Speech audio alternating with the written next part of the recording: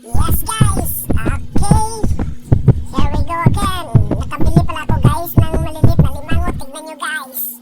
At pinaluto ko pala sa aking commander.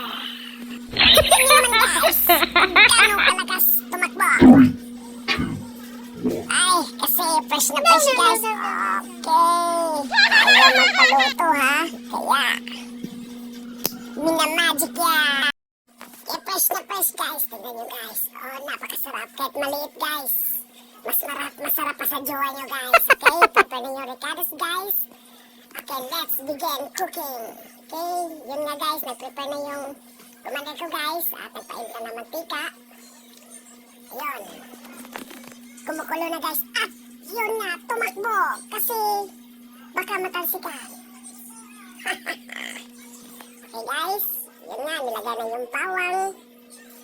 At saka, yun nga guys, yung tali, sinama na niya sa pagluto kasi ayaw magpatanggal kanina kasi mabilis tumakbo. Yun guys, okay?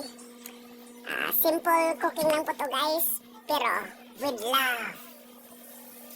Sarap tingnan guys, kaya nakita ko kanina guys, kaya tinanggal ko isa-isa na yung tali kasi okay nga yun guys, hindi na kaya tumakbo guys, kasi ayun, andyan na sa kalahat. Okay?